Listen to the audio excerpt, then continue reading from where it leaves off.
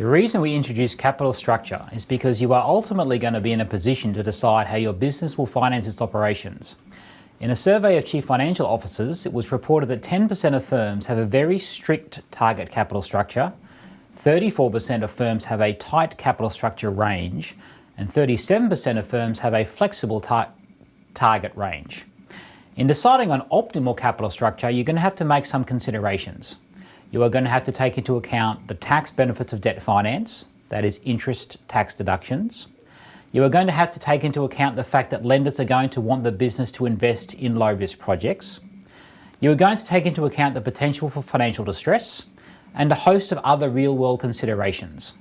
But to understand how those real-world considerations might affect your decision, we have got to start with the perfect capital market.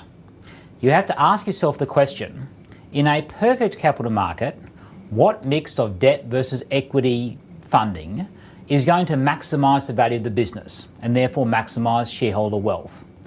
This is equivalent to saying in a physics class to start with a frictionless surface. I have an object moving along a frictionless surface. Can I understand velocity, momentum and force?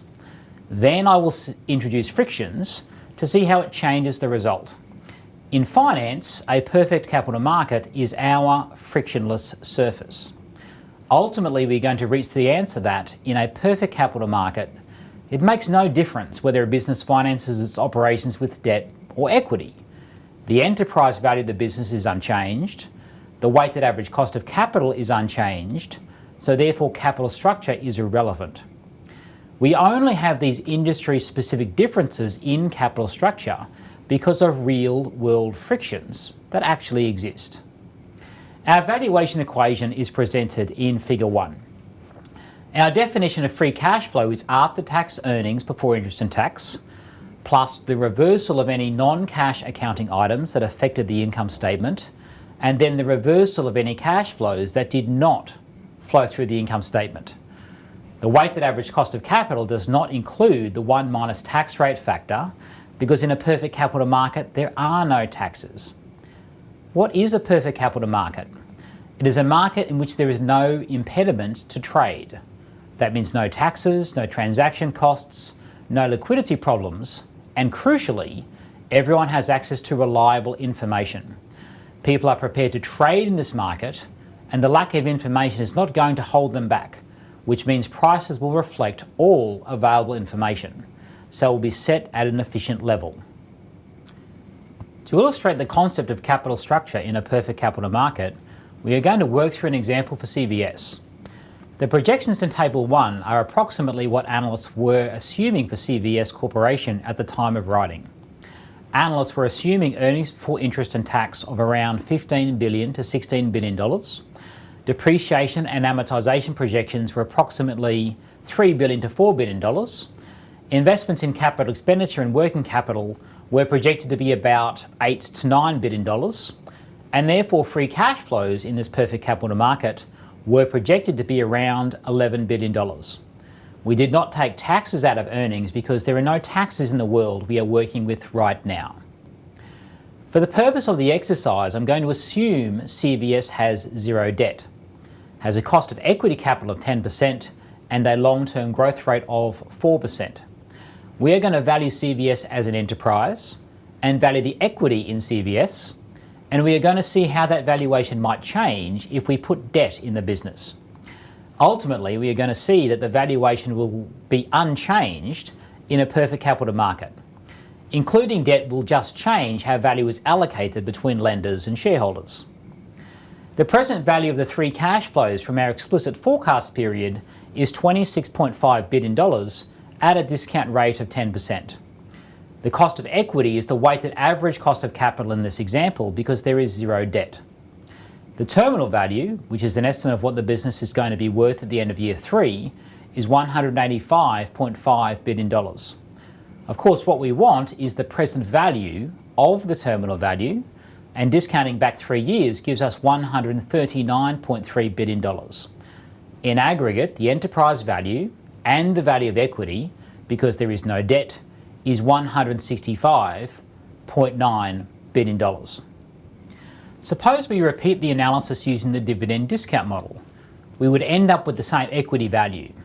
I know it would end up the same because the cash flows in this example are going to be equal to the dividends. The business is generating $11 billion of cash each year.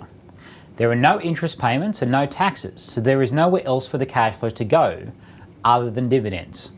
The investments in capital have been funded, the investments in working capital have been funded, no one else has a claim on the cash flows. All that is left is dividends, funding shareholders. So the dividends are the same as the free cash flows, the discount rate for equity is the same as the weighted average cost of capital because there is no debt, so we have the same present value. Using our dividend discount model, the equity is worth $165.9 billion. Suppose that you want to buy 10% of the shares in CVS. You would pay $16.6 billion for those shares, and your year one projected dividend is $1,060 million. Why? The year one free cash flow is $10.6 billion, equal to the dividend because there is no interest and no taxes, and all the investments have been funded. If you buy 10% of the shares, your predicted dividend in year one is $1,060 million. Here is where we get to the idea that capital structure is irrelevant in a perfect capital market. Suppose we change the capital structure of CVS. Suppose we create CVSB. We already have CVS, which has no debt. CVSB in this universe is the identical company, but it just decides to have $20 billion of debt. That company is going to borrow the debt at an annual interest rate of 5%, so the interest expense is going to be $1 billion every single year. We want to see what is going to happen to the value of CVS now under this alternative capital structure adopted by CVSB. This is shown in Table 2. The free cash flows are identical to what we had before, $10 billion to $11 billion, because our definition of free cash flow is unlevered free cash flow. Nothing in that definition of free cash flow is affected by leverage. That is, there is no interest. The dividends are going to be less though for CVSB because $1 billion of those free cash flow is going to be used to make interest payments. The dividends go down to $9.6 billion to $9.7 billion per year. Now do a thought experiment. Suppose some investors just have a preference for the letter A. So they buy 10% of the shares in CVS A, which has no debt. Another group of investors just has a preference for the letter B. This group of investors is going to form a portfolio that is part debt and part equity. Those investors buy 10% of the shares and 10% of the debt in CVSB. Let's work out the cash flows for the two alternative groups of investors. For the investors who buy 10% of the shares in CVS A, the total dividends in year one are going to be $1,060 million. They receive no interest, so total cash flow is going to be $1,060 million. For the investors in CVS B, they receive 10% of the total dividends of $9.6 billion, or $960 million. They also receive 10% of interest payments for another $100 million. So in aggregate, the second group of investors receives cash flow of $1,060 million. Let's think this through. One group of investors makes a purchase of debt and equity and receives a payoff of $1,060 million. Another group of investors makes a purchase of equity and receives a payoff of $1,060 million. Regardless of what earnings before interest and tax does in any given year, there might be high retail sales or low retail sales. People might be sick and so CVS sells lots of drugs. People might be healthy and so CVS sells less drugs. Both groups of investors will receive the same cash flows in any given year. They are exposed to the same risks and have the same predicted cash flows every single year. So what should be the price of these two portfolios? It has to be the same price for these two portfolios. If you buy 10% of the debt and 10% of the shares in CVS B, that portfolio should be worth the same as buying just the shares in CVS A. Otherwise, you would buy one portfolio and sell the other portfolio until the prices equalize. The prices equalize because everyone has the same information set in a perfect capital market. The implication is that the enterprise value for CVS-B, which has some borrowing, and the enterprise value for CVS-A, which has no borrowing, must be identical. The two businesses generate the same cash flows for investors and have the same risks, so they must have the same price.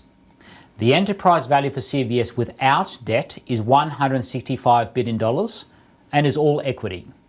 The enterprise value for CVS with debt remains $165 billion and is allocated $20 billion to debt and the remaining $145.9 billion to equity. In short, capital structure is irrelevant to the value of the firm, which is Miller and Modigliani's Proposition 1. This result in part is what led to Modigliani and Miller winning the Nobel Prize in economics. And I trivialise this a little bit with a fairly simplistic example of CVS. But the implication is profound. The implication is that in corporate finance practice, if you actually want to increase value, you have to start by asking, what market friction are you trying to overcome? If you are just doing some financing transaction and you cannot identify what market friction leads to you creating value, chances are that you are not actually doing anything for shareholders. This means that your financing transaction is not actually going to boost the share price. The CVS illustration we work through is based on the idea of arbitrage-free pricing.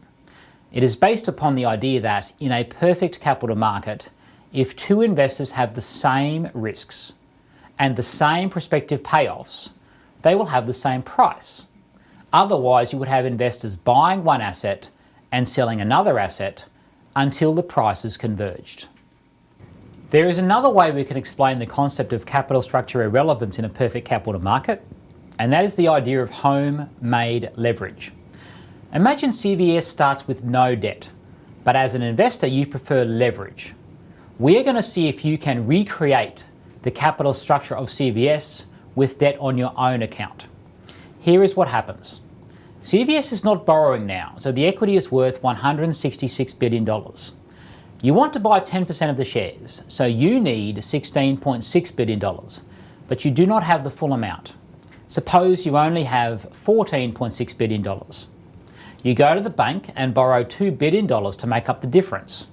Your interest rate on borrowing is 5%. In a perfect capital market, why is the interest rate in this transaction 5%? That looks like a corporate borrowing rate. How is it that in a perfect capital market, the investor and the shareholders themselves can borrow at 5%? The answer is that in a perfect capital market, the bank doesn't care about the investor's character as a borrower or the bank's exposure to the borrower's entire portfolio. In a perfect capital market, the bank can write a loan agreement that says in the event of default, the underlying asset, which is the shares in CVS, transfer seamlessly to the bank. The bank can write this agreement because in a perfect capital market, the bank has access to complete information. The bank has the same risk exposure of lending to CVS as it does lending to an investor who buys shares in CVS, provided the loan specifies that the shares transfer to the bank in the event of default. The investor borrows $2 billion, puts in another $14.6 billion, and buys 10% of the shares in CVS. What are the cash flows to the investor? The investor will receive 10% of the dividends in the unlevered corporation. That's CVS. The dividend stream was $10.6 billion, so the dividends for the 10% shareholder are $1,060 million. The investor borrowed $2 billion at an interest rate of 5%. The interest payment on that loan is $100 million. So the net cash flow to the investor is $960 million. $1,060 million minus $100 million is $960 million. The cash flows to the investor are identical to what the investor would have received if CVS did the borrowing and the investor just put down $14.6 billion to buy 10% of the shares in CVS. We have a different way of thinking about this problem now. The shares of CVS with debt, having borrowed $20 billion, generate cash flows of $960 million for a 10% shareholder. If CVS does not borrow, but the shareholders themselves decide to borrow $2 billion, the investors' net cash flows are now $960 million. So the shareholders receive the same payoff, regardless of whether the shareholders do the borrowing or the corporation does the borrowing. And that is what we call homemade leverage. This has an important implication. It tells you that as an investor, you will not be prepared to pay another dime for a share just because the company changes its capital structure. The chief executive officer could make a big announcement. We decided to juice up the leverage of this company from 0 to 20%. We can do this because we're a really great corporation that can borrow at a low rate. As a shareholder, your reaction is indifferent. You wouldn't change the price you would pay for those shares. Why? Because you could say, I can do that for myself. I can already have whatever amount of leverage I like in my portfolio in this perfect capital market. There is an important general implication of the homemade leverage argument. Many times corporations announce deals, whether it is financing or acquisitions, and the executives say, isn't this a great deal for shareholders? Look what we've done. Diversification is the most obvious one. The CEO says, we are now a more diversified company. And the market's reaction is, so what? As shareholders, we can already be diversified. I can go online to any broking website, and for a small amount of dollars, I can hold shares in hundreds of industries for low cost. I don't need the corporation to be diversified on my behalf to reduce my risk. I am quite happy for you, as the CEO, to be focused on just one industry. Now, if the CEO is saying we are going to be more diversified, and that means it is going to lead to us winning more contracts, then you might say, okay, well now you are creating value because you are going to boost the cash flows. If the CEO said we are going to be more diversified and that is going to lower our credit rating, then you might say, well, that is great because that means your cost of debt is coming down. That may well be less than I can borrow as an individual, so you get more tax breaks and more leverage. Maybe that boosts value. But that's only going to happen with a market imperfection, remember. The point is that diversification just on its own does not create value because shareholders can do that for themselves. Some chief executive officers believe that just diversification for its own sake is somehow better, and that belief is mistaken. That concludes Miller and Modigliani's Proposition 1.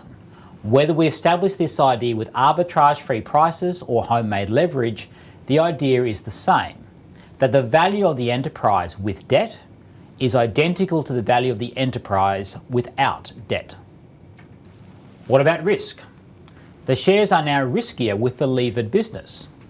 We are going to illustrate risk, and then we are going to explain how the return to shareholders is going to be just the right compensation for bearing that risk.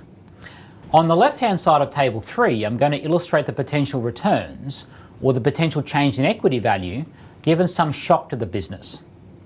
Suppose we take the no-debt CVS and instantaneously expectations for the long-term growth rate decline from 4% down to 3%. The enterprise value and the equity value decline from $166 billion to $145 billion. That's a 13% decline in value. If, in contrast, CVS decided to borrow money, you started with an equity value of $146 billion. With the reduction in the growth rate, enterprise value falls to $145 billion and equity value falls to $125 billion. That is a 13% change in enterprise value, but a 14% change in equity value. So for the business with debt versus the equivalent business without debt, you are more exposed to changes in assumptions about the cash flows. But there is more upside potential as well. If long-term growth expectations went up, for the no-debt case, you would have an 18% improvement in the share price. For the debt case, you would have a 20% increase in the share price. In summary, more debt means more dispersion of potential shareholder returns. You could say more debt equals more volatility. The same increase in risks hold if you consider variation in earnings. In the no debt case, suppose there was a 10% fall in earnings before interest and tax. In a no debt case, EBIT is the same as pre-tax profit because there's no interest, and is the same as net profit after tax because there are no taxes in a perfect capital market. A 10% fall in earnings before interest and tax means a 10% fall in net profit after tax. For the case of the firm with debt, a 10% fall in earnings before interest and tax flows through to an 11% reduction in net profit after tax. This occurs because you have a fixed line of interest expense. Pre-tax profit falls from $13.9 billion to $12.4 billion, as does net profit after tax. A 10% fall in EBIT means an 11% fall in net profit after tax. This is the risk exposure from taking on leverage. How does this affect the weighted average cost of capital? Think this equation through. Our equation for the present value of cash flows has three parts to it. On the left side, we have enterprise value. On the right side, we have free cash flows and the weighted average cost of capital. We have just established that under Proposition 1, when you change capital structure, the left-hand side will not change. Enterprise value with debt is the same as enterprise value without debt. In the numerator on the right-hand side, the free cash flows, we know these are the unlevered free cash flows, so they are independent of leverage. So how does the weighted average cost of capital change with changes in the capital structure? It cannot change at all. If on the left-hand side of a valuation equation, value doesn't change when you change leverage, and on the right-hand side, free cash flow does not change when you change leverage, the only thing left is the discount rate. Mathematically, the discount rate can't change when you change leverage because the other two parts of the equation are not changing. This is Modigliani and Miller's Proposition 2. It follows directly from Proposition 1. It says that in a perfect capital market, it does not matter what you do to capital structure, the mix of debt versus equity, your weighted average cost of capital is going to be the same. For the firm with debt, the unlevered firm, or the firm without debt, the levered firm, the weighted average cost of capital is the same. But what does leverage do to the expected return to shareholders? With the aid of a couple of examples, we established that when you put debt in a business, the shares are riskier. With debt, the share price is more sensitive to changes in assumptions about cash flows. Sure, the expected return should be higher as compensation for this risk, but how much higher?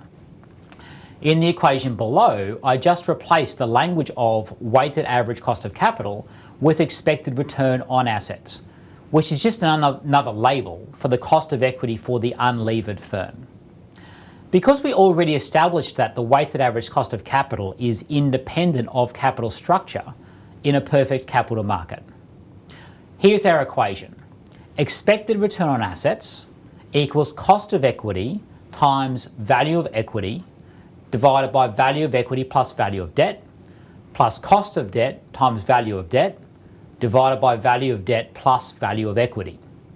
If I just rearrange the equation, I get the equation below for the cost of equity. This equation says that the cost of equity is the expected return on assets plus the gap between the expected return on assets and the cost of debt times the debt to equity ratio. The first part of the equation, the expected return on assets, is your compensation for bearing business risk. The second part of the equation is the incremental compensation for bearing the financial risk of leverage. So our equation says the cost of equity is expected return on assets plus expected return on assets minus the cost of debt multiplied by the debt to equity ratio. Let's apply this equation to CVS. The first thing we're going to do is work out what the expected returns would be to an investment in CVS even if we had no idea this equation existed. Then we are going to verify that this equation actually gives you the right compensation for risk. In Table 5, I show a valuation of CVS at time 0 and 1 year later. I have simply rolled forward the valuation by 1 year. For the case of CVS without debt, enterprise value and equity value at time 0 was $166 billion. In a year's time, that will be $172 billion. The dividend is projected to be $10.6 billion. This means that your total return from buying shares in CVS is projected to be 10%, comprised of the following components. The dividend yield is $10.6 billion divided by $165.9 billion, which is 6.39%. The capital gains equals $171.8 billion divided by $165.9 billion minus 1, which is 3.61%. Now consider CVS with debt. We started with initial equity value of $145.9 billion. Roll forward the valuation 1 year, and the shares are projected to be worth $151.8 billion. The dividend is projected to be $9.6 billion. So we have a total return of 10.68%, comprised of the following components.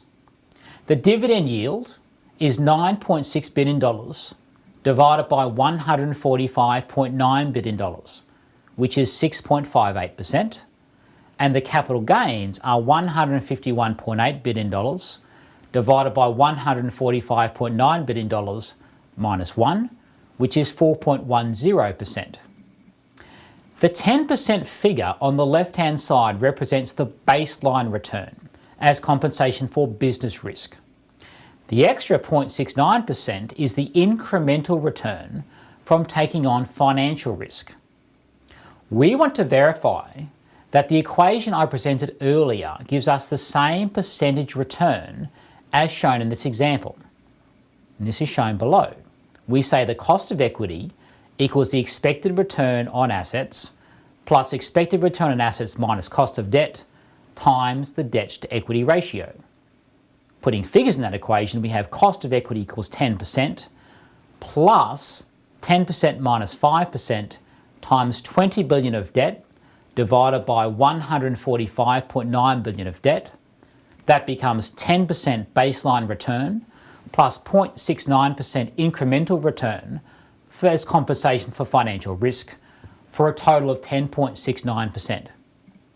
If things turn out as expected, shareholders would receive 10.69% returns from dividends and capital gains over the course of 1 year, and this is exactly what the equation says should be the total returns.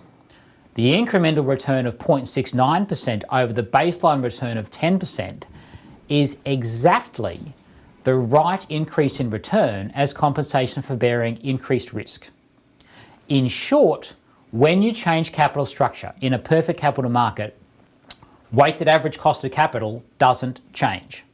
The cost of equity increases, and the impact of a higher cost of equity is exactly offset by the fact that the proportion of equity is coming down. At this point, I want to briefly mention the capital asset pricing model. And prior to this point, I made no mention of that equation. The capital asset pricing model had nothing to do with Modigliani and Miller proposition 1 or 2, and it has nothing to do with the equation we just discussed. All the discussion to this point would be the same, regardless of whether you use the capital asset pricing model to estimate the expected return on an asset, or whether you said small firms have a high cost of capital, or whether you said the cost of capital is determined by whether the headquarters are located in Detroit or Minneapolis. Now suppose you did elect to make the specific assumption that you are going to work with the capital asset pricing model, and you put the capital asset pricing model into a series of equations for the cost of capital that applies to the whole firm, or the equity, or the debt. These equations appear below as equations 1 to 3. Expected return on assets equals risk-free rate plus asset beta times market risk premium. Expected return on equity equals risk-free rate plus equity beta times market risk premium. And expected return on debt equals risk-free rate plus debt beta times market risk premium. If you take equations 1 to 3 and incorporate those equations into our equation for the cost of equity for the unlevered firm, also called the expected return on assets, and the cost of debt, you will end up with the equations below. Equity beta equals asset beta times 1 plus debt to equity minus debt beta times debt to equity. Or you could write equity beta equals asset beta plus asset beta minus debt beta times the debt to equity ratio.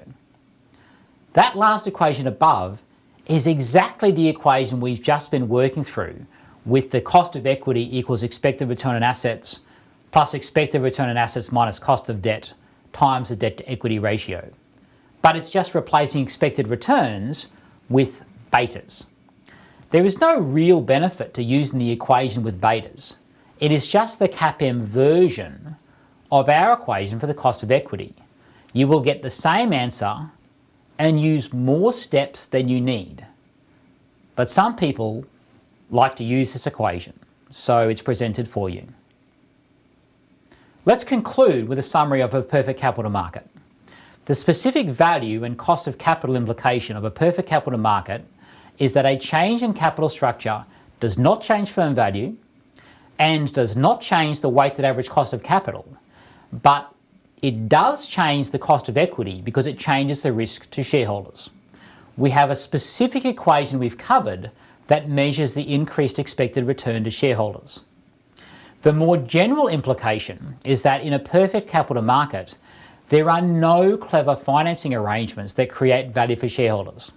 This means that a share buyback or a change in leverage or hedging with derivatives or a clever corporate holding structure will not change the share price.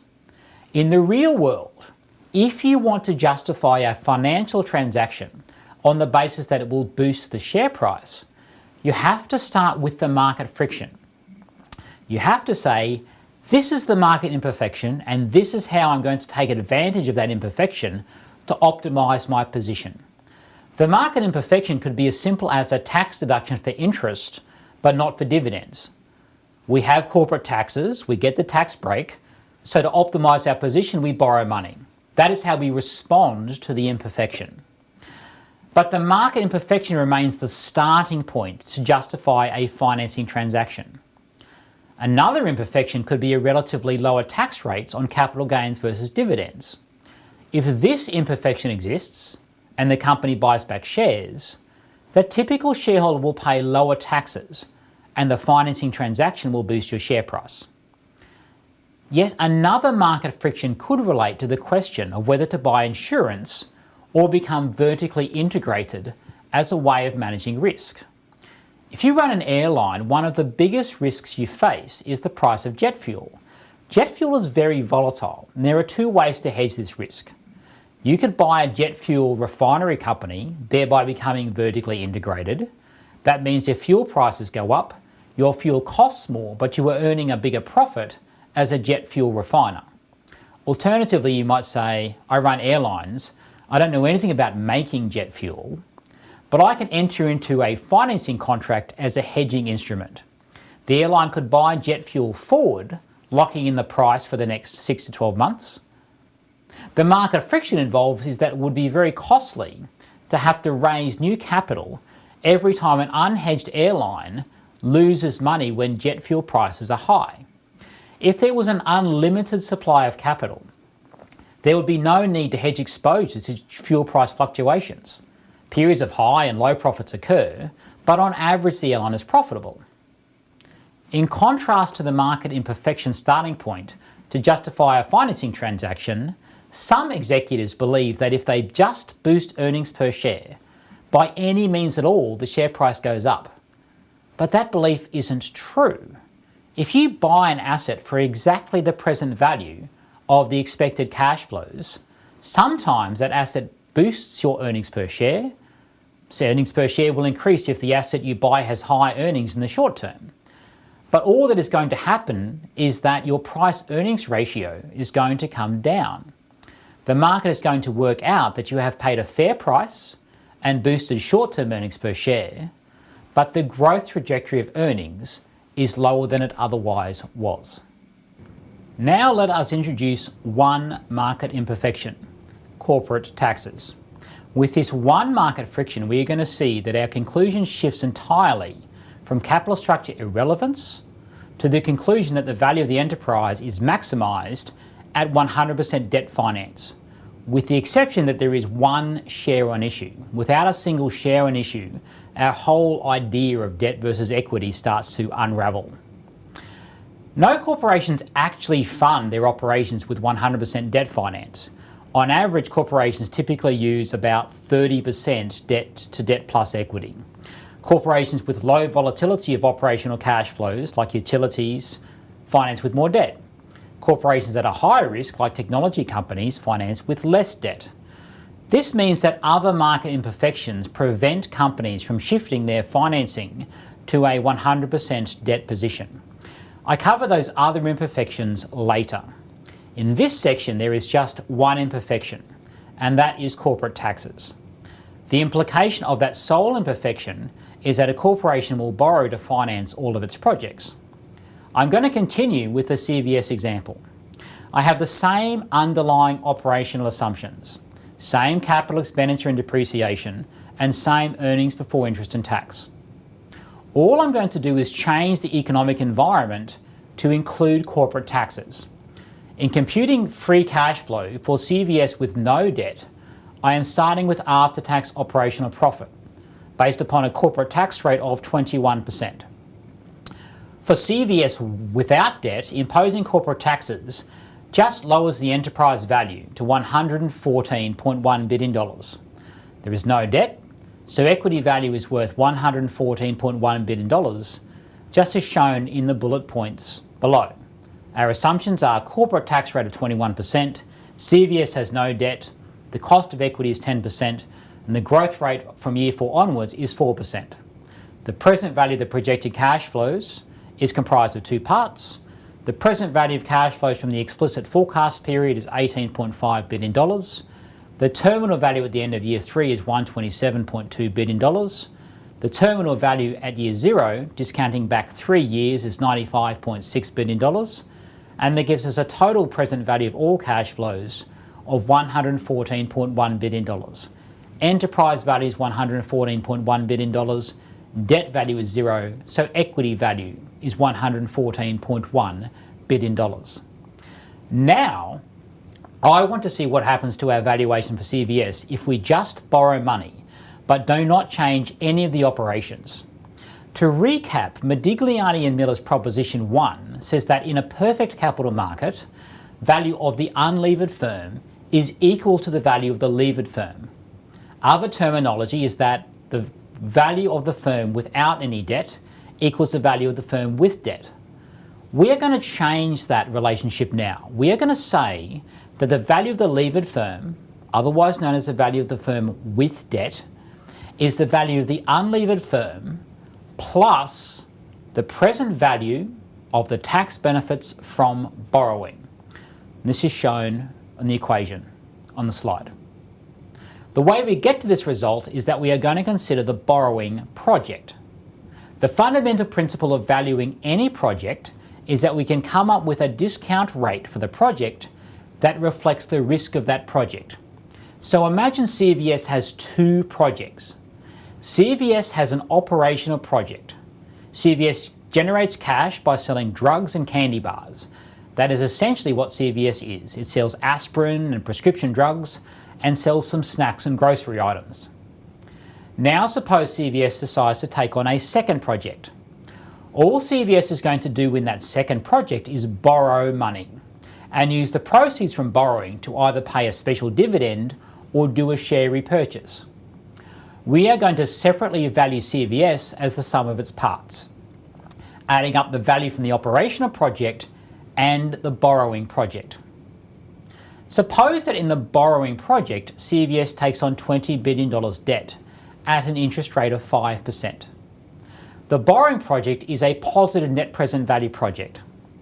I know it's a positive net present value project because all it does is generate more cash. By taking on debt, CVS is going to incur interest expense, and that interest expense is going to create tax breaks. The way the tax code is written, CVS gets a tax deduction for the interest expense. So with $20 billion of debt at a 5% interest rate, CVS interest expense each year is going to be $1 billion. At a corporate tax rate of 21%, CVS gets extra cash flows each year of $210 million. The question is, what is the project worth? Nothing else in the business has changed. CVS total enterprise value will go up. The operations are identical. The free cash flows from the operational project, selling the drugs and the candy bars, they are unaffected by corporate borrowing. All this means is that the government hands cash to CVS via a reduction in taxes. And I want to know what that series of cash flows is worth. I have the cash flow estimate of $210 million a year, and I'm going to assume that $1 billion of debt stays the same amount forever. With the tax benefit of $210 million every year forever, we have a zero growth perpetuity. The equation for the present value of a zero growth perpetuity is cash flow divided by discount rate. So all I need now is a discount rate. Let's think about what would be a fair discount rate for the borrowing project. When we valued CVS, we used a discount rate of 10%, but I'm not going to start with 10% here. The reason I'm not going to start with 10% is that I think that the risk for this particular project could be different to the risks from selling candy bars and drugs. Consider the cash flows from the borrowing project. When CVS incurs interest expense, the government gives CVS a tax deduction. So if CVS pays the lenders $1 billion in interest, the government hands CVS back $210 million each year. If CVS gets into a situation where it cannot generate enough earnings, so cannot make the interest payments of $1 billion, CVS does not get the tax break. So it seems that the risks associated with making the $1 billion of interest payments each year is the same as the risk that the government hands CVS back $210 million as a tax break each year. Those two cash flows have the same risk, and if those two cash flow streams have the same risk, they should have the same discount rate. The market has already worked out the fair discount rate for the cash flows to the lenders. It's 5%. That is the cost of debt. So if the tax benefit is going to have the same risk as the interest payment, the annual tax benefit should be discounted at a 5% discount rate. With a discount rate of 5%, here is our present value computation. CVS receives $210 million of tax breaks each year. A fair discount rate that reflects the risk of those cash flows is 5%. The cash flow stream is a zero growth perpetuity. So the present value of the tax breaks from the government is $210 million divided by 5%, or $4.2 billion. The figure of $4.2 billion represents the present value of the annual tax breaks from borrowing. That is how much the CVS enterprise value is going to increase in this capital market that has the single imperfection of corporate taxes. We could have arrived at the valuation of $4.2 billion more directly by computing the amount of debt, $2 billion, times the tax rate of 21%, according to the computations below. We have a zero growth perpetuity, so present value equals cash flows in year one divided by discount rate. The cash flow benefit from interest tax deductions is debt times cost of debt times tax rate, and the discount rate is the cost of debt. So present value is debt times cost of debt times tax rate divided by cost of debt. Cost of debt in the numerator and denominator cancel out, so present value equals debt times tax rate. Simple. The implication is that by taking on the borrowing project, we immediately increasing the enterprise value of CVS by $4.2 billion. This leads to a suite of equations shown in Table 7. On the left-hand side is a general equation that applies regardless of the pattern of debt. Debt could take on a few different patterns. In the CVS example, the pattern is that we borrow $1 billion and maintain the debt forever. Another pattern of debt could be that you keep a constant percentage of debt to debt plus equity. So as the value of the business goes up, you take on more debt. If the value of the business goes down, you take on less debt. Yet another pattern of debt might be a typical pattern observed in a leveraged buyout, whereby the business takes on lots of debt in the buyout, then gradually pays down that debt over time. In that situation, you have a debt schedule with repayments. So there is not a constant dollar amount of debt, but nor is there a constant percentage of debts to debt plus equity. There is just a debt schedule. The left side equations work in all of these situations. They are general valuation equations. The value of the firm with debt is equal to the value of the firm without debt plus the present value of the tax benefits from borrowing. The right-hand side is for the specific case in which you borrow an amount of money and you maintain the same dollar amount of leverage every year forever. In that situation, the value of the levered firm is the value of the unlevered firm plus the tax rate times the amount of debt. But crucially, we only get to that specific equation on the right under two assumptions. We maintain a constant dollar amount of debt forever, and secondly, the fair discount rate for the tax benefits is equal to the cost of debt itself. Let us apply the right-hand side equations to CVS. The enterprise value of CVS without debt is $114.1 billion. The tax benefits from interest deductions are $20 billion times 0.21 or $4.2 billion. So the enterprise value of CVS with debt is $118.3 billion. That's comprised of $20 billion of debt and $98.3 billion of equity. Equity value goes down after the transaction. Have the equity holders made a mistake? Earlier, we said that equity was worth $114.1 billion. Now debt is worth $98.3 billion. No, the shareholders have not made a mistake. The $20 billion debt is going to be used to either pay a special dividend, repurchase shares, or some combination.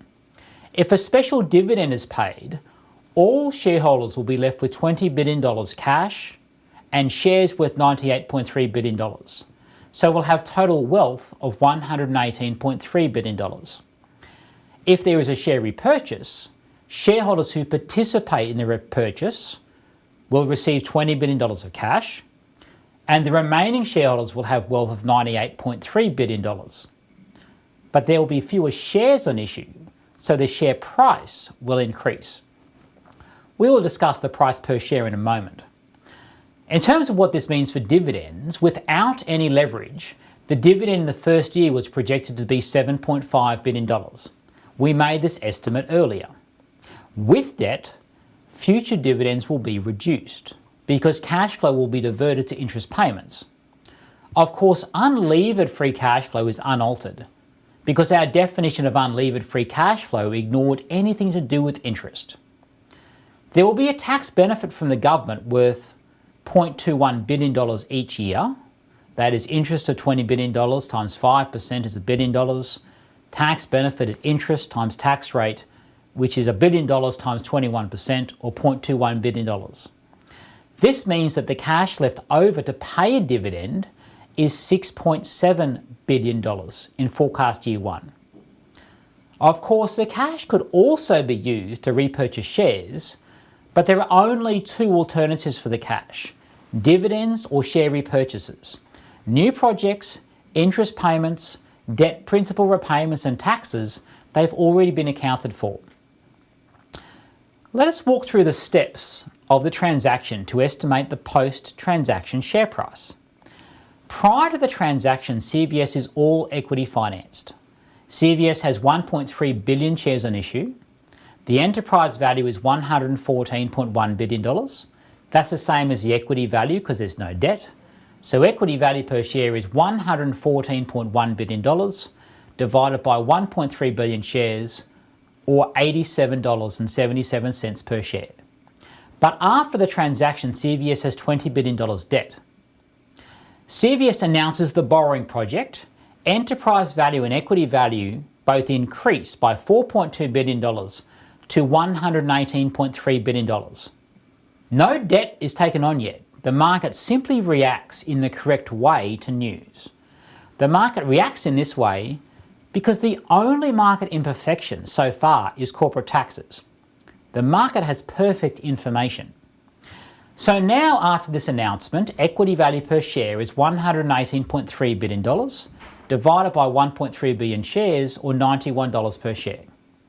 Then CVS actually borrows $20 billion and either pays a special dividend of $15.38 per share, allocating the $20 billion amongst 1.3 billion shares, or CVS repurchases approximately 220 million shares. That is $20 billion divided by $91 per share, allows you to buy back 220 million shares. If a special dividend is paid, the enterprise value is $118.3 billion, debt is $20 billion, and equity value is $98.3 billion. The equity value per share is $98.3 billion divided by 1.3 billion shares.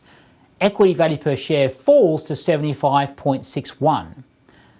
But the shareholders haven't lost here. They also have cash of $15.38. So combined with their shares, which are now worth just $75.61, every shareholder has wealth of $91 per share. So in short, whether we have a share repurchase or a special dividend, all the shareholders end up with wealth at the end of this transaction of $91 per share. The key point is that all the value from the tax benefits of the borrowing project flow to the shareholders upon announcement of the transaction. Earlier, we discussed the relationship between change in leverage and change to shareholders' risk exposure. We said more leverage means that the cost of equity increases because the shares are now a riskier bet than they were without leverage. We said that in a perfect capital market, the weighted average cost of capital doesn't change, but the cost of equity goes up. And we had a specific equation in which we quantified how much the cost of equity goes up as you bring in leverage. The cost of equity equation is different now. The equation is similar to the equation presented in the perfect capital markets case, but in this special circumstance where the dollars of debt remain constant, the factor of 1 minus tax rate now appears at the end of the equation. This equation only holds, and this is crucial, under the assumption that the dollar amount of debt remains constant over time. If you want to write the equation in terms of beta, under the assumption that the capital asset pricing model holds, you have the equation that appears on the right of the table. Note, however, that you gain nothing in your analysis by using that equation on the right. The equation on the left holds under any asset pricing model, including the capital asset pricing model. The equation on the right only holds under one specific asset pricing model, the capital asset pricing model. I want to verify that the equation works with CVS. So let us compute what the returns over the course of the year would have been if you bought the version of CVS without debt versus the returns if you bought the version of CVS with debt. The results are presented in Table 10 and the steps are outlined below. First of all, if CVS does not have any debt, at time zero the equity value is $114.1 billion. If I roll that valuation forward, repeat the computations as if 1 year had passed, in 1 year's time the shares are going to be worth, in aggregate, $118 billion. The first year dividend is $7.5 billion. This means that total returns to shareholders are 10%. Shareholders receive $7.5 billion of dividends, which is a 6.55% dividend yield. Capital gains are $3.9 billion, which is a 3.45% capital gain. And total return is dividend yield plus capital gains, which is 6.55% plus 3.45%, or 10%. If CVS does have debt, at time zero, the equity value is $98.3 billion. And again, if I roll that valuation forward, repeat the computations as if 1 year had passed, in 1 year's time, the shares are going to be worth, in aggregate, $102.2 billion. With debt, the first year dividend's lower. It's now $6.7 billion. This means that total returns to shareholders are 10.8%, as shown in the following computations. Shareholders receive $6.7 billion of dividends, which is a 6.8% dividend yield. Capital gains are a 4.01% capital gain. So the total return is dividend yield plus capital gains, which is 6.8% plus 4.01%, or 10.8%. In short, if CVS did not have any debt, the projected return to shareholders over the course of 1 year is 10%. But with debt, the projected total return to shareholders is now 10.8%. The extra 0.8% is the shareholders' compensation for bearing increased financial risk. Leverage increases the potential volatility of shareholder returns. The computations allow us to verify that the cost of equity equation gives us the same answer. Let's check the equation. Let's get back to the alternative ways that a firm could have been financed. We've been dealing with the case in which CVS takes on a constant dollar amount of debt. Our first conclusion was that value goes up by the amount of debt times the tax rate. Our second conclusion was that the cost of equity goes up according to the equation above. But something changes if CVS takes on a constant percentage of debt. In most normal situations, companies try to maintain debt as a percentage of debt plus equity. They don't mechanically try to do that every year. The companies are not constantly going to the market and issuing debt to buy back shares or issuing shares to repurchase debt. But gradually over time, companies do move towards a preferred debt to equity ratio. How do our conclusions change if a company decides to take on a constant percentage of debt plus equity instead of a constant dollar amount of debt? First of all, the equation for the cost of equity is different. The 1 minus tax rate factor disappears. The derivation for that equation is in the appendix to the accompanying teaching note. The cost of equity equation appears in figure 7 of that note. In table 11, I compare the cost of equity equations under 3 assumptions: perfect capital market, constant percentage of debt financing, and constant dollar amount of debt financing. The key assumption that underpins the equation for the cost of equity when the percentage of debt remains constant is that the risk associated with the borrowing project is different. Recall that under our constant dollar debt assumption, we use the cost of debt as our discount rate for the borrowing project. Our rationale was that the risk associated with the tax deduction matches 1 for 1 with the risk associated with making the interest payments. Now things are different.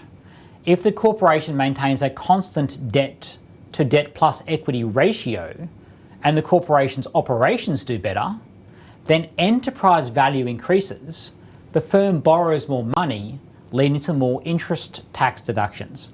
For instance, if CVS sells more chocolate bars and drugs, enterprise value of CVS goes up. If the enterprise value of CVS increases due to these operational improvements, and CVS maintains a constant percentage of debt over time, CVS will make more interest payments and receive more tax breaks.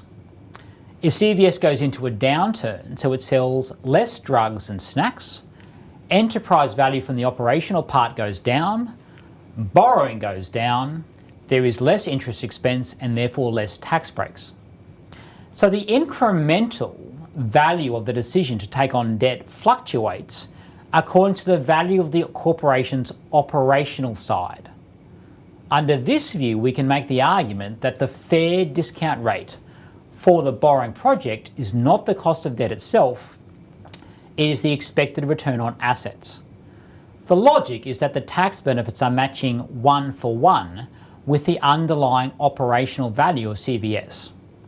If we make the assumption that the fair discount rate for the borrowing project is the expected return on assets, we end up with the equation in which 1 minus tax rate does not appear. We aren't going to go into the algebra behind the equation, which appears in the appendix to the accompanying teaching note, but you do need to know the conclusions that appear in Table 11. Under the assumption that the percentage of debt remains constant over time, it is more convenient to use the free cash flow to the firm valuation approach rather than the adjusted present value approach. I illustrate this approach with reference to CVS. At 10% debt, what is the cost of equity? Our equation says cost of equity is cost of equity without debt plus cost of equity without debt minus cost of debt times debt to equity. Cost of equity is 10% plus 10% minus 5% times 10 on 90, which is 10.56%. What's the weighted average cost of capital?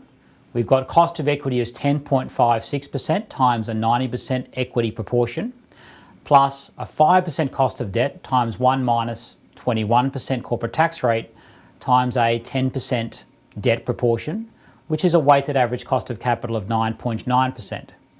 The enterprise value is $116.1 billion. Debt is 10% of that figure, which is $11.6 billion. That leaves equity value left over of $104.5 billion. Now let's estimate the tax benefits of debt finance. The value of the firm with debt was $116.1 billion. The value of the firm without debt was $114.1 billion. And the difference in those valuations is the incremental benefits from debt finance. Why are the tax benefits of debt lower at 10% debt versus $20 billion of debt? Well, under the 10% assumption in this instance, CVS borrows less money, so there were fewer tax benefits. And there is an implicit assumption in the weighted average cost of capital that a fair discount rate for the tax benefits project is the expected return on assets. In reality, we face situations which are more complicated than either a constant percentage of debt or a constant dollar amount of debt. The more complicated situation is one in which you are neither borrowing a constant dollar amount of debt each year, nor are you borrowing a constant percentage of enterprise value each year. You might just have some debt schedule. And this often happens in a leveraged buyout, where the acquirer takes on lots of debt and there is a series of repayments that reduce debt over time. In this more complex situation, the amount of debt is changing each year, and debt as a percentage of the value of the enterprise is changing each year.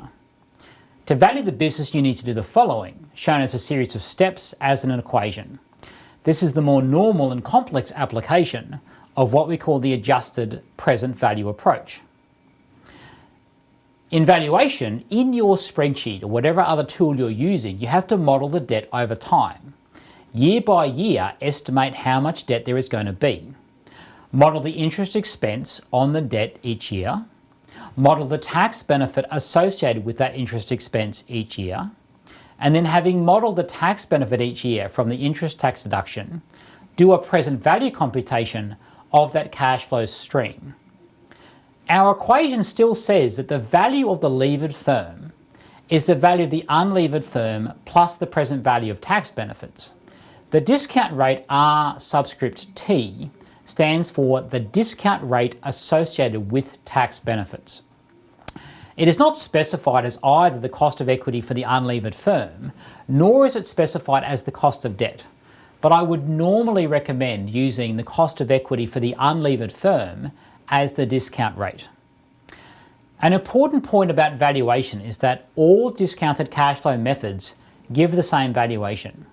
These discounted cash flow methods we cover are free cash flow to the firm, adjusted present value, and dividend discount model.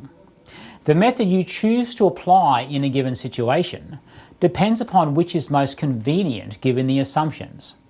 But if you apply any of the other discounted cash flow methods, and adopt consistent assumptions across those methods, your valuation will be the same. It will be the identical number. Often in practice, the analyst will arrive at a different valuation estimate using alternative discounted cash flow methods. This normally occurs because the analyst has embedded inconsistent assumptions in applying the different methods. It is not because one equation works and another equation does not work. In Table 12, I show equations for the adjusted present value under 3 debt assumptions. Debt can vary according to a schedule, for example, what is often observed in a leveraged buyout. Debt can have a constant dollar amount over time, and debt is a constant percentage of value over time. In all 3 situations, we are still computing the value of the unlevered firm plus the present value of the tax deductions for interest. In the first 2 situations, the equation is relatively straightforward. In the last case, in which we're assuming debt to value is constant, there are 2 versions. The upper version of the equation applies in all situations. Model the debt each year over time and estimate interest, tax deductions, and perform a present value computation. The lower version of the equation relates to the specific case in which cash flows reach a constant growth state at the end of an explicit forecast period. You can see that the equation is very complex, and that is why when debt to value is assumed to be constant over time in percentage terms, it is more convenient to use the free cash flow to the firm approach. But it remains the case that the adjusted present value approach gives the identical solution to the free cash flow to the firm approach. So here's our summary of a world in which we have just one imperfection, corporate taxes. In Table 13, I summarise the implications of this one imperfection. In the following section, I introduce the market imperfections of financial distress and agency costs, which help explain why corporations do not finance their operations entirely with debt. But at this stage, the implications are firms finance entirely with debt because they maximise tax deductions and there are no other impediments to taking on debt. And we have a series of specific valuation equations which relate to the cost of equity to reflect the risk to shareholders, as well as the value of the levered firm. The conclusion from the previous section was that if there was only one market imperfection, corporate tax, the enterprise value of the business is maximised by taking on all debt finance. Corporations do not actually finance their operations that way. A typical utility has about 50% debt to debt plus equity. A technology company will typically have about 10% debt to debt plus equity, and the typical listed company spread across other industries will have about 30% leverage. We have persistent relationships between industry and leverage. The relationships are persistent over time and persistent across countries. So there must be market imperfections other than tax benefits which determine firms' capital structure decisions. First, we consider potential financial distress and how that might destroy value. If a firm takes on too much debt to maximise the present value of tax breaks, it increases the chance of becoming financially distressed. When a firm is operating in a distressed state, there is some value loss in the business. The value loss in this business is not what the lenders and shareholders lose when a firm goes bankrupt. When we say costs of financial distress, we mean a loss in the value of the business from the operational side. There is destruction of value because customers do not want to buy the firm's products. Employees are distracted and executives start to make suboptimal decisions. Unusual things happen operationally when firms operate in a distressed state, which causes firms to lose value. Consider a recent example. WOW Airlines recently announced bankruptcy. WOW was a budget airline. The planes took off on time, landed on times, and were moderately comfortable. And airfares were cheap. Unfortunately for WOW, airfares were too cheap. WOW announced bankruptcy with no warning to customers. The reason airlines always have to go bankrupt in this way, without any announcement to their customers, is that if you announce in advance to potential customers that you are approaching financial distress, you will necessarily go bankrupt. Customers will be reluctant to buy plane tickets on an airline operating in financial distress. Customers will be concerned the airline might not honour the ticket. The airline will necessarily force the bankruptcy by giving any hint that it is in financial distress. This example illustrates that what we mean by the costs of financial distress is the corporation's lost sales or increased costs or missed investment opportunities that result from the different ways customers, employees and executives behave when the firm is financially distressed. Car companies will sell less cars when they are financially distressed because consumers are worried about the ongoing warranty or the recalls of their cars. In contrast, if you go into a clothing store, H&M or TJ Maxx, and buy a new t-shirt, you don't care that the company is financially distressed. You walk out with a t-shirt, there's no ongoing relationship here. Whether you buy the t-shirt or not is not affected by whether the company is financially distressed. This means that different companies are affected to different degrees by financial distress. Financial distress means that customers behave differently and managers start cutting corners in terms of investments. Managers might reject positive net present value projects because they want to preserve cash in the short term. Executives might cut information technology spending, which reduces customer service. Executives might also cut maintenance spending, which also affects customer satisfaction. And employees might start being very unproductive because they are polishing their resume, looking for the next job. Those are the costs of financial distress, something at the operational level that destroys value. What does financial distress cost the company? Costs of financial distress come in two forms. There's the direct costs of financial distress, which are fees that the firm pays to accountants, lawyers and other consultants to help with restructuring. Direct costs are around 2% of the value of the business. For example, if the enterprise value was $100 million and the firm became financially distressed, it might spend about $2 million paying accountants, lawyers and consultants to help restructure the business.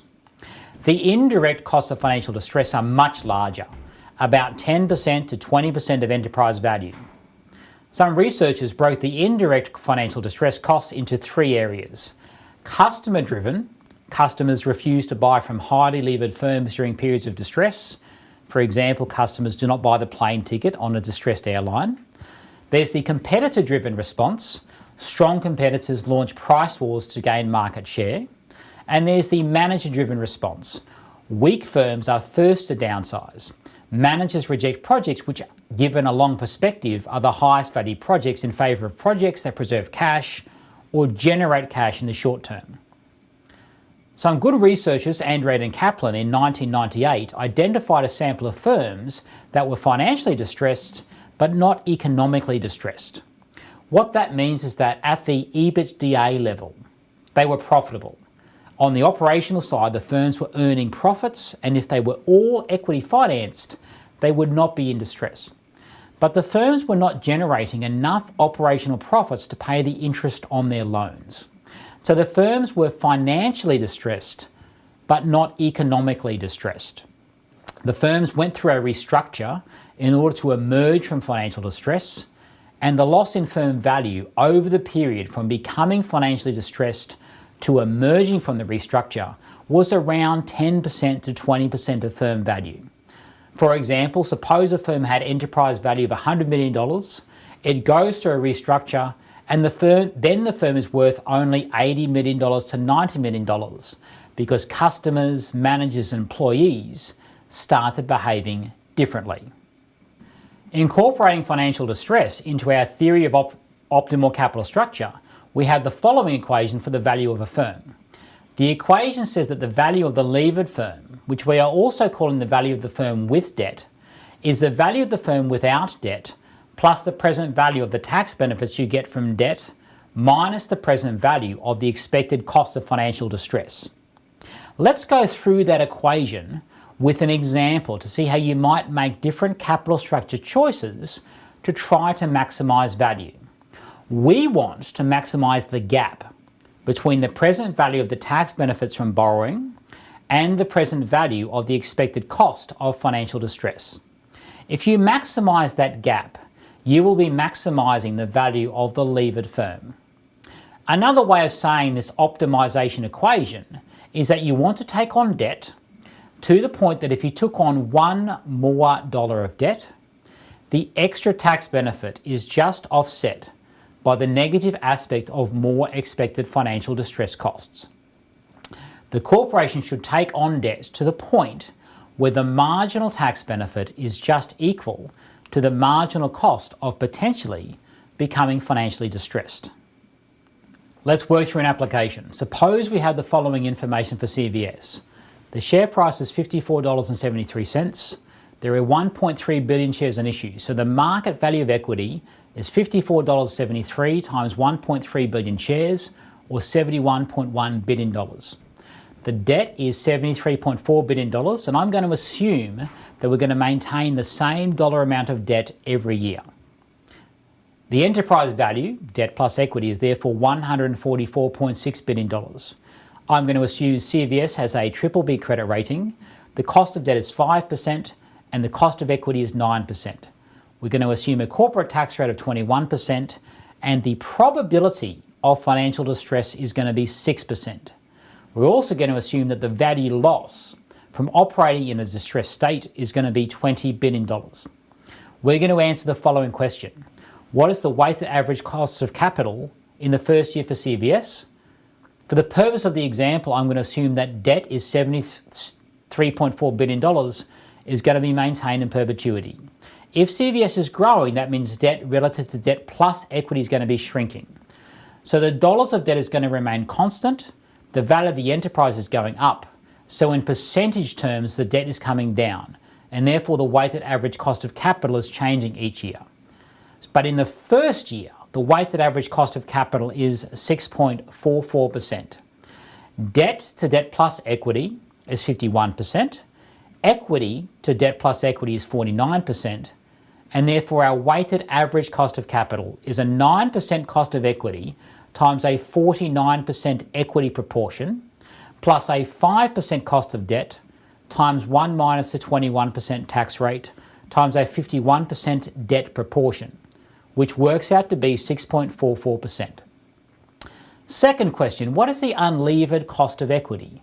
We assumed CVS would maintain a constant dollar amount of debt.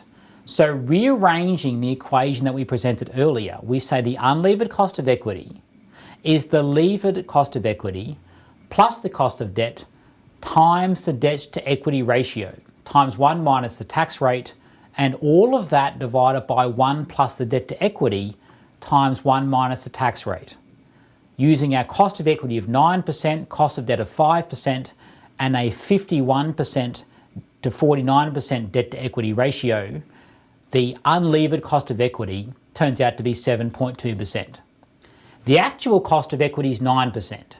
The gap between of 7.2% and 9%, that gap of 1.8%, represents the extra return the shareholders are expecting because they are bearing more financial risk. Third question, what is the present value of the tax benefits of debt finance? We assumed CVS would maintain a constant dollar amount of debt. So under this assumption, and this assumption is crucial, the present value of tax benefits of debt equals tax rate times the amount of debt, which is 21% times $73.4 billion, or $15.4 billion. Now let's ask, what is the expected cost of financial distress? The term expected in this equation has a statistical meaning. It means the probability weighted average of what might happen. There is a 94% chance that CVS does not become distressed. Customers, managers, employees behave exactly as they did before. So there is no loss. However, there is a 6% chance that people buying CVS's products stop buying the products, employees behave in unproductive ways, and managers make suboptimal investment decisions, and that destroys value of $20 billion. So on average, the expected cost of financial distress is 6% times the $20 billion loss, or $1.2 billion. What would be the enterprise value of CVS if CVS took on zero debt? So we changed the capital structure. The positive aspect of taking on debt was the $15.4 billion of tax savings. The negative aspect of taking on debt is that CVS is expecting to lose $1.2 billion because of potential financial distress. This allows us to estimate the value of the unlevered firm at $130.3 billion as shown below. We're going to say the value of the levered firm equals the value of the unlevered firm plus the present value of the tax benefits of debt minus the expected cost of financial distress. So we have $144.6 billion, that's the value of the levered firm, equals the value of the unlevered firm plus $14.4 billion minus $1.2 billion. If we rearrange that equation to get the value of the unlevered firm on the left-hand side, that value becomes $130.3 billion. The results of the CVS application are summarised in Table 14. Without debt, enterprise value is $130.3 billion. With debt, there is a $15.4 billion value from tax breaks and a $1.2 billion value loss from the expected financial distress costs. So our net gain in enterprise value is $13.3 billion. This means the enterprise value with debt is $144.6 billion. Let's consider an alternative example in which we increase the amount of debt using the following information for Walgreens. We're going to have a share price of $54.57, 914 million shares on issue, and therefore a market value of equity of $54.57 times 914 million shares for $49.9 billion. Debt is $18 billion, and we're going to assume this is maintained in dollar terms each year. So the enterprise value, debt plus equity, is $67.9 billion. The credit rating is BBB. The cost of debt is 5%. The cost of equity here is going to be 8%. The corporate tax rate is 21%. The probability of financial distress is 6%. And the value loss if distress occurs is $10 billion.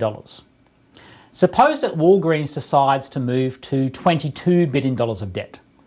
Also suppose that this decision has the following flow-on effects. The credit rating falls to a single B because the debt is now riskier than before. The cost of debt increases to 5.2% because the lenders want more compensation for bearing risk. And the probability of becoming distressed jumps to 20%. I want to know answers to the following questions under the current and alternative capital structure. What is the present value of the tax benefits of debt finance? What is the expected cost of financial distress? And what would be the enterprise value of Walgreens? Results are presented in Table 15. The middle set of numbers represents Walgreens in its existing state.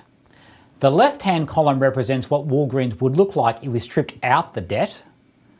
At present, Walgreens has $18 billion of debt. It's at a tax rate of 21%, and that brings $3.8 billion of tax breaks in present value terms.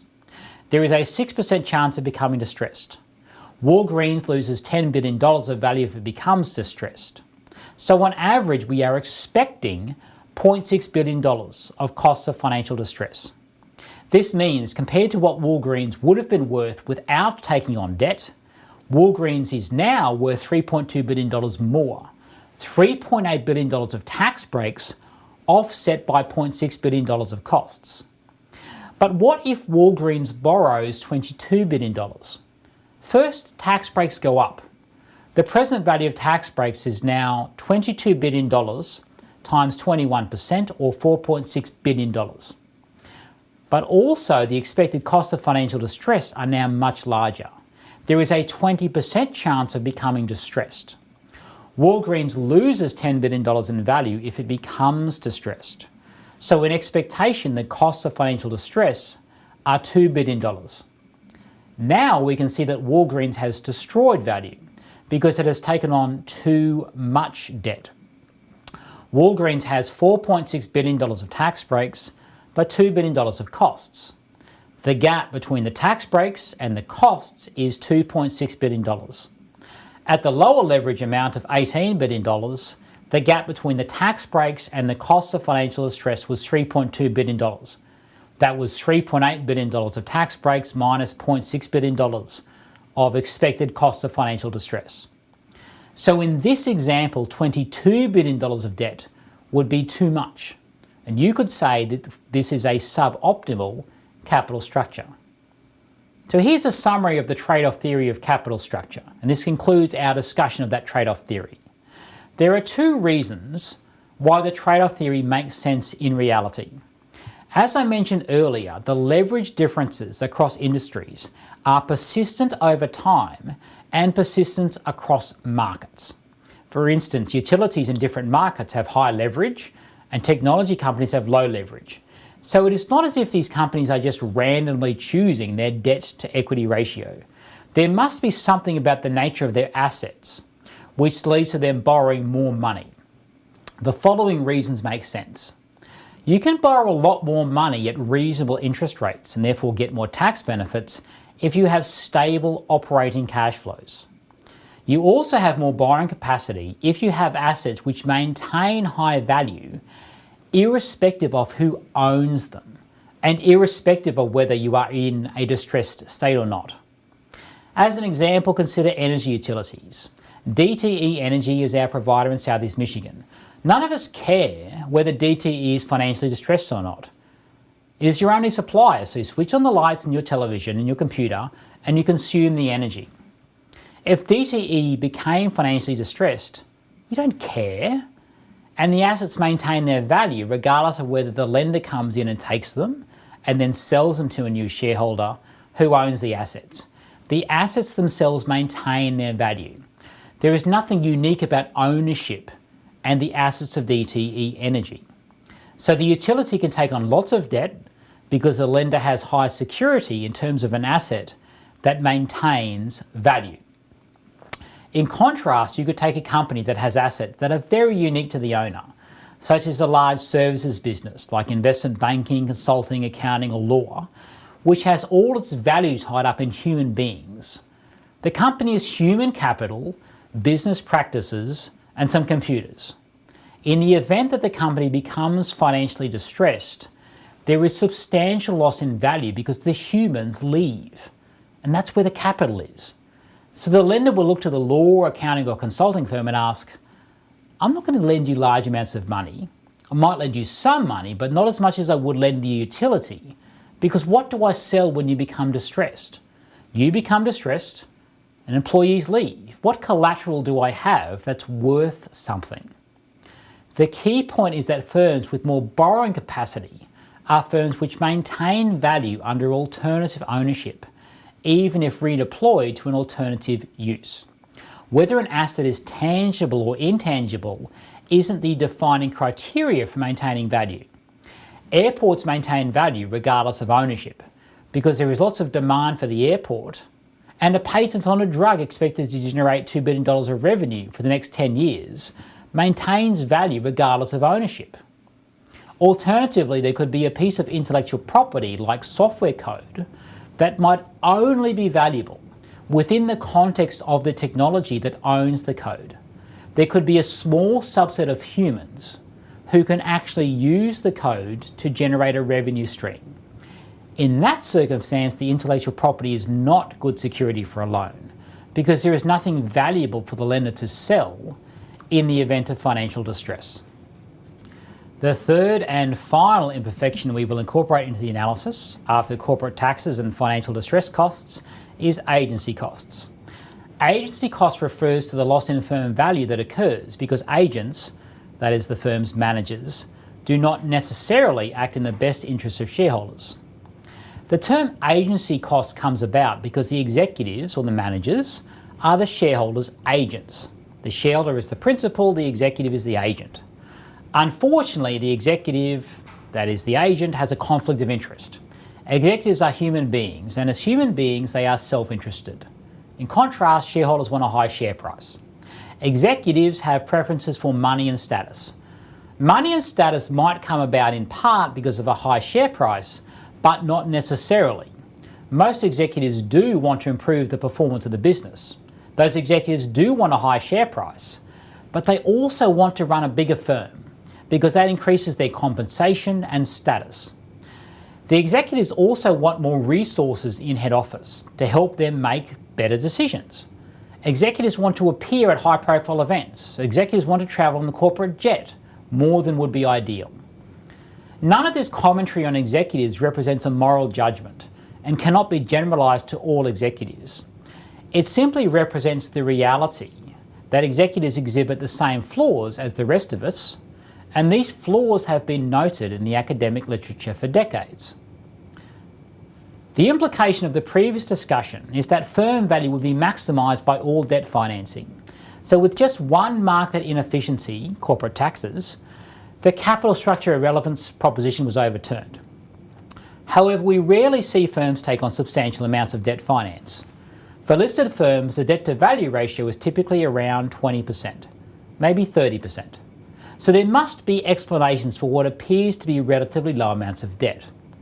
These explanations relate to the cost of financial distress and agency costs. Before considering these agency costs, it's worth briefly discussing the magnitude of tax benefits that are potentially left on the table by not taking on enough debt. Analysis of this issue was performed by Graham in a paper published in 2001 in a simulation exercise. He wanted to measure the tax benefits of debt actually obtained by firms compared to the tax benefits that would go close to maximising firm value. The issue is more complicated than what might appear from our previous analysis because we ignored much of the real-world complexity associated with the tax system. For instance, we only considered expected cash flows rather than profitable and loss-making situations. This meant that we did not need to consider the tax loss carry forward and look back provisions of the tax code. There is an asymmetry in the tax code. Firms pay taxes when they are profitable, but they don't receive an immediate tax benefit when they incur losses. So the more debt the firm takes on, the more chance it finds itself in a loss-making situation in which the tax benefits start to diminish. To incorporate some of this real-world complexity, Graham simulated potential earnings, that is, earnings before interest and tax, for listed firms based upon estimates of how volatile those earning streams could be. This means he could better estimate the present value of tax benefits for each firm. The risk is that if we use the equations we relied upon above, he would overstate tax benefits compared to a real-world case. Then, having simulated earnings, he measured the average present value of tax benefits from these simulations under different amounts of leverage. It is basically the same analysis as we just performed with CVS and Walgreens, in which we compared firm value with and without debt, but with a twist. Rather than just use the with debt or without debt scenario, Graham had many different debt scenarios and had a more sophisticated measurement of the present value of tax benefits using the simulation analysis. The two scenarios summarised in Graham's figure are the tax benefits a typical firm receives versus the tax benefits that could be obtained, or the extra tax benefits that could be obtained with minimal probability of falling into a loss-making situation. The gross tax benefits of debt at existing leverage are around about 10% of firm value. The gross money left on the table before there is some serious potential for losses is around 10 to 30% of firm value.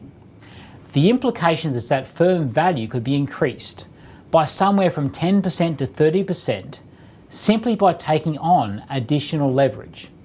So there must be some large trade-offs that firms make in deciding to leave these potential tax benefits on the table. And that's where we turn our attention to these agency costs. Consider the conflict of interest between shareholders and executives. There are some obvious but relatively small actions managers can take to increase their own benefits at the expense of shareholders. These are things like lavish offices, travel expenses, and entertainment. While these are clearly examples of a conflict, these costs are unlikely to represent the most important agency risk to shareholders, and they are also unlikely to impact upon capital structure choice. Where capital structure and agency conflicts come together is the potential loss in firm value associated with size-increasing acquisitions that do not increase shareholder value. Managers have an incentive to run large firms. This is associated with higher remuneration and higher status. When a firm is generating large amounts of cash, there is greater potential for managers to use that cash to grow the firm with surplus cash, rather than increase dividends or repurchase shares. Incorporating debt into the capital structure imposes discipline on management because it ensures cash is used to repay the providers of capital via interest repayments. For large investments, it means that managers need to raise new capital, which entails more transparent and robust presentation of the investment rationale to potential investors. The counterpoint to using debt as a constraint on management is that it provides firms with less flexibility to make investments in a short time frame. It also means that the firm's ability to make investments will be contingent upon financial market conditions. It could be that at the very time when asset prices fall and managers see an opportunity, financial markets are least willing to provide capital. So an optimal capital structure choice will account for the benefits of constraining optimistic managers who could use surplus cash on negative NPV expansion versus providing objective managers with the flexibility to make investments when opportunities arise, thereby being less constrained by market conditions. For instance, it is inconsistent for the shareholders to say, in a pharmaceutical company, to say to executives, take on lots of debt to maximise tax benefits, and then in the same breath say, do exploratory research which might pay off in 5 years. Those strategies are inconsistent. If the company is going to be a research-based pharmaceutical company, it should have relatively less debt because the shareholders want executives to take on the risky debt, the risky chance of producing a blockbuster drug. If the company is going to be a high revenue pharmaceutical company with existing products, it might take on lots of debt because it is trying to maximise tax benefits. How much debt is optimal depends upon whether the shareholders want the executives to take on risky projects, which implies less debt, or whether the shareholders want to constrain risk-taking by managers, which implies more debt. We also need to consider conflicts between shareholders and lenders. Shareholders want a higher share price. In contrast, lenders want investments that increase the stability of cash flows. Lenders care little about high growth, risky projects because shareholders benefit from these projects' upside potential. The board and executives are entrusted to act in the interests of shareholders, not in the interests of lenders. Debt constrains executives' ability to take on risky, positive net present value projects because executives are concerned about default, thereby triggering an event which places the assets in the hands of the lenders. Executives are evaluated on a short number of outcomes. We don't get to observe 1,000 decisions of the executives and the average outcome. So more debt means rejecting potential positive net present value projects. In short, one value-destroying aspect of debt is that it distorts executive decision-making away from the highest value projects and towards the lowest risk projects. In Figure 10, I summarise the trade-off theory of optimal capital structure that now incorporates tax benefits, financial distress and agency costs. The summary is that in a perfect capital market, capital structure is irrelevant. With one market imperfection, firms maximise value by taking on all debt finance because they get fantastic tax breaks and nothing else changes. Once we incorporate financial distress and agency costs, there is now this trade-off.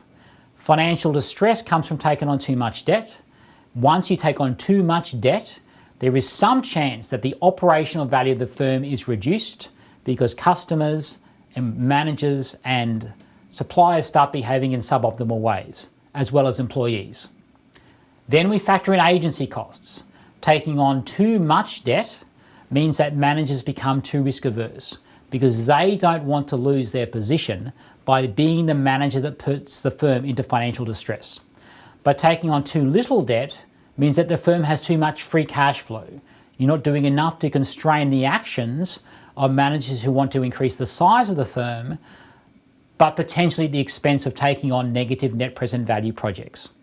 In terms of quantification, we have techniques for quantifying this trade-off in terms of tax benefits and the cost of financial distress. In terms of agency costs, I have never seen someone do a quantification of optimal capital structure which incorporates agency costs. that becomes more of a value judgment as to whether you are trying to incentivize managers to take on more risk, which means less debt, or whether you are trying to incentivize managers to take on less risk, which means more debt.